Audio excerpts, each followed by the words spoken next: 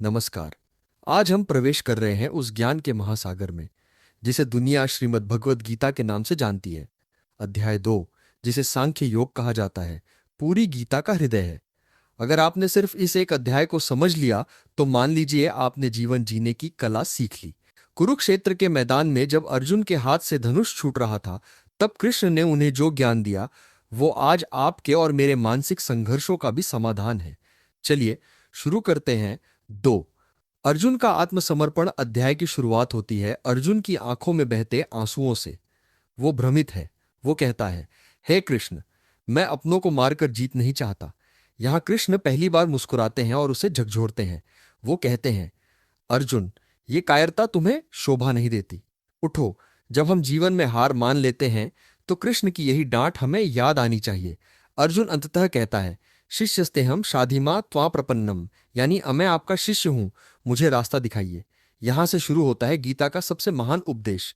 कृष्ण कहते हैं, अर्जुन, तुम उनके लिए शोक कर रहे हो जो शोक के योग्य ही नहीं है। सांसी जीर्णानी यथा विहाय, जैसे हम पुराने कपड़े उतार कर नए पहनते हैं, वैसे ही ये आत्मा पुराना शरीर त्याग कर नया शरीर धारण करती है।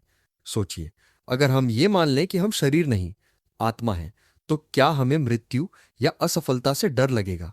शस्त्र इसे काट नहीं सकते, अग्नि इसे जला नहीं सकती। कर्मयोग, फल की चिंता छोड़ो। अब आता है वह श्लोक जो हर भारतीय की जुबान पर है। कर्मण्येवाधिकारस्ते मा फलेषु कदाचन, कृष्ण कहते हैं, तुम्हारा अधिकार सिर्फ कर्म करने पर है, उसके फल पर कभी नहीं। हम दुखी क्यों होते हैं? क्योंकि हम रिजल्ट के बारे में सोचकर काम करते हैं।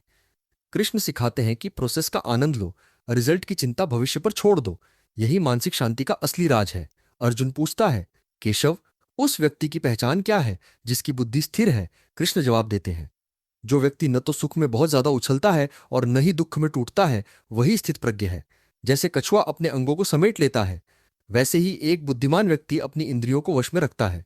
सार यही है, मोह का त्याग करो, अपने कर्तव्य को समझो और ये जान लो कि तुम अविनाशी हो। कुरुक्षेत्र केवल बाहर नहीं, हमारे मन के भीतर भी है। क्या आप तैयार हैं अपने भीतर के युद्ध को जीतने के लिए? आशा है ये ऑडियो यात्रा आपके जीवन में प्रकाश लाएगी। जय श्री कृष्ण। मित्रों, कृष्ण जब अर्जुन को आत्मा के बारे में समझाते हैं तो वे केवल दर्शन फिलोसॉफी नहीं दे रहे होते, बल्कि वे अर्जुन के डर की जड़ को काट रहे होते हैं। हमारा सबसे बड़ा डर क्या है? मृत्यु। कृष्ण कहते हैं, नन जायते म्रियते वा कदाचिन। इसका अर्थ है, आत्मा न कभी जन्म लेती है और न कभी मरती है। इसे गहराई से समझिए। जैसे समुद्र की लहरें उठती हैं और गिर जाती हैं, लेकिन पानी वही रहता है, वैसे ही शरीर आता है और जाता है, लेकिन आप, जो चेतना है, वो हमेशा रहते हैं। सोचिए, अगर आप एक पुराने घर से निकलकर नए और बेहतर घर में जा रहे हो तो क्या आप रोएंगे? नहीं। कृष्ण कहते हैं कि शरीर भी वैसा ही एक पुराना वस्त्र है। अर्जुन मोह में फंसा है क्योंकि वो शरीर को ही इंसान मान बैठा है। कृष्ण उसे याद दिलाते हैं कि जिसे तुम मारना नहीं चाहते वो तो मरेगा ही नहीं, और जिसे तुम बचाना चाहते हो वो शरीर तो टिकेगा ही नहीं। स्वधर्म।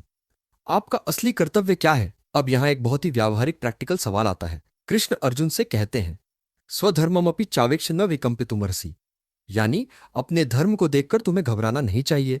धर्म का मतलब यहां अमजहब नहीं है। धर्म का मतलब है आपकी ड्यूटी या आपकी नेचर। एक सैनिक का धर्म युद्ध करना है, एक शिक्षक का धर्म ज्ञान देना है। कृष्ण अर्जुन को समझाते हैं कि तुम एक क्षत्रिय हो। यदि तुम इस समय युद्ध के मैदान से भागते हो तो लोग तुम्हें कायर कहेंगे। जीवन का सबक।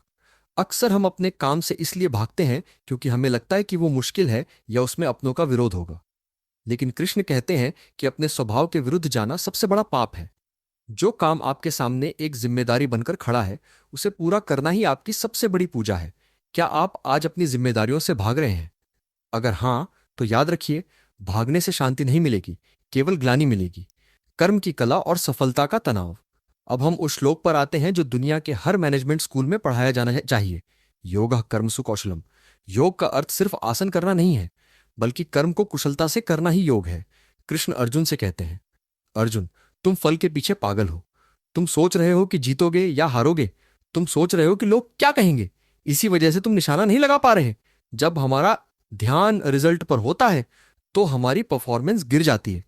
जब हमारा ध्यान सिर्फ काम पर होता है तो हम फ्लो में होते हैं। इसे ही निष्काम कर्म कहते हैं। कृष्ण कहते हैं, स्मत्वम योग उच्यते, यानी सफलता और असफलता में एक जैसा रहना ही असली योग है। अगर आप फेल होकर टूट जाते हैं तो आप योगी नहीं हैं। अगर आप जीत कर अहंकारी हो जाते हैं तो भी आप योगी नहीं हैं।